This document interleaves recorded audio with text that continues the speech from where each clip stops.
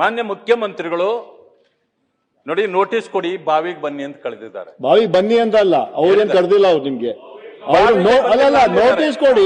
ಒಂದ್ ನಿಮಿಷ ಯಾಕೆ ಅವ್ರು ಹೇಳಿದ್ದು ಅಲ್ಲಲ್ಲ, ಪ್ರಜಾಪ್ರಭುತ್ವ ವ್ಯವಸ್ಥೆಯಲ್ಲಿ ಯಾವ್ದೋ ನೋಟಿಸ್ ಕೊಟ್ಟು ಉತ್ತರ ಆಗಿಲ್ಲ ಅಂತ ಮಾಡಿ ಅಂತ ಒಂದು ವಿಷಯ ಮಾನ್ಯ ಮುಖ್ಯಮಂತ್ರಿಗಳು ಹೇಳಿದ್ದಕ್ಕೆ ನಮ್ಮ ಉತ್ತರವನ್ನು ಕೇಳ್ರಿ. ನಾವು ನಾಗೇಂದ್ರ ಅವರ ವೈಯಕ್ತಿಕವಾಗಿ ವಿರೋಧಿಗಳಲ್ಲ. ನಮಗಿರ್ತಕ್ಕಂಥದ್ದು ಈಗಾಗಲೇ ಹಗರಣ ಬಂದ ಮೇಲೆ ಮಾನ್ಯ ಮುಖ್ಯಮಂತ್ರಿಗಳೇ ಹೇಳಿದ ರೀತಿಯಲ್ಲಿ ಅವರು ರಾಜೀನಾಮೆ ಕೊಟ್ಟಿದ್ರು. 2 ವರ್ಷ ಹೊರಗಿದ್ದದ್ದು ಸರಿ. ಕೋರ್ಟ್ ಅಲ್ಲಿ ಕೇಸ್ ಇದೆ, ಬೇಲ್ ಮಾತ್ರ ಇದೆ. ಅವರು ಮುಕ್ತರಾಗಿಲ್ಲ. ಕೋರ್ಟ್ ಯಾವುದೇ ಆದೇಶ ಕೊಟ್ಟಿಲ್ಲ.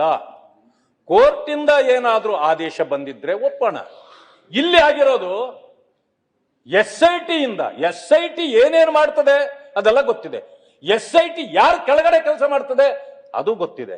ಅದಕ್ಕೆ ವಿಸ್ತಾರವಾಗಿ ಹೋಗೋದಿಲ್ಲ.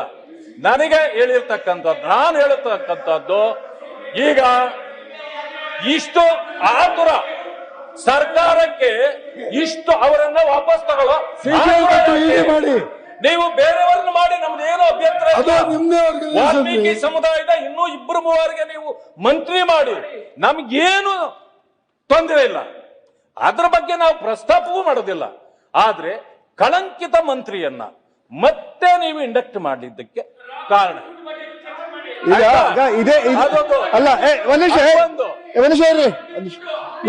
ನಾವು ಅದೇ ವಿರೋಧ ಪಕ್ಷ ನಾಯಕರೇ, ನಾವ್ ಇದೇ ಹೇಳ್ತಾ ಇರೋದು. ನೀವು ಚರ್ಚೆಗೆ ಬನ್ನಿ, ಚರ್ಚೆ ಮಾಡಿ ಅಂತ ಹೇಳ್ತಾ ಇದೀವಿ. ಮುಖ್ಯಮಂತ್ರಿಗಳು ಹೇಳಿದ್ರು ಚರ್ಚೆ ಮಾಡಿ, ನೋಟಿಸ್ ಮಾಡಿ, ಚರ್ಚೆ ಮಾಡೋಣ. ಈಗ ನೀವು ಇದರಲ್ಲಿ ಚರ್ಚೆ ಮಾಡುವಂತದ್ದು ಏನು ಉಳಿದಿಲ್ಲ. ವಜಾ ಮಾಡಿ ಆಮೇಲೆ ಚರ್ಚೆಗೆ ಬರ್ತೀವಿ. ವಜಾ ಮಾಡಿ ನಾವು ಸಹಕರಿಸ್ತೇವೆ. ಸರ್, ನೋಟಿಸ್ ಕೊಡಕ್ಕೆ ಸಮಸ್ಯೆ. ನೋಟಿಸ್ ಕೊಟ್ಟದ್ದು ಏನಾಗಬೇಕು ಅಂತಿದ್ದೀರಾ? ಅಧಿಕೃತವಾಗಿ ಹೇಳಿ, ದಾಖಲೆಗಳು ಹೇಳಿ, ಮಾಧ್ಯಮದವರು ಅವರೇ, ರಾಜ್ಯದ ಜನ ನಿಮ್ಮ ವಿಚಾರನ ಮಾಧ್ಯಮದ ಮುಖೇನ ರಾಜ್ಯಕ್ಕೆ ಕೊಡಿ. ನೋಟಿಸ್ ಕೊಡಕ್ಕೆ ಏನ್ ಸಮಸ್ಯೆ? ಆಯ್ತು, ಅಧಿಕೃತವಾಗಿ ನಾವು ರಚನೆ ಮಾಡ್ಕೊಂಡಿರ್ತಕ್ಕಂಥ ಸಂವಿಧಾನಬದ್ಧವಾಗಿ ರೂಲ್ಸ್ ಇದೆ, ನಿಯಮಾವಳಿಗಳ ಪ್ರಕಾರ ಚರ್ಚೆಗೆ ಬನ್ನಿ.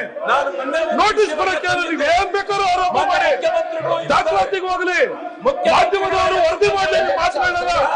ರಾಜ್ಯ ಜನಕ್ಕೆಲ್ಲ ಹೇಳಿ, ರಾಜ್ಯದವರು ನೋಟಿಸ್ ಕೊಡಿ. ನೋಟಿಸ್ ಕೊಡ್ಲಿಲ್ಲ ಅಂದ್ರೆ ನೀವು ನೋಟಿಸ್ ಕೊಡದೆ ಬರೀ ಮಾತಾಡ್ತಾ ಪ್ರಯತ್ನ ವಿತಂಡವಾದ ಮಾಡ್ತೀರಿ. ವಿತಂಡವಾದ ಮಾಡ್ಬೇಡಿ, ನೋಟಿಸ್ ಕೊಡಿ. ಮುಖ್ಯಮಂತ್ರಿಗಳು ಹೇಳ್ತಾರಲ್ಲ ನೋಟಿಸ್ ಕೊಡಿ ಅಂತ.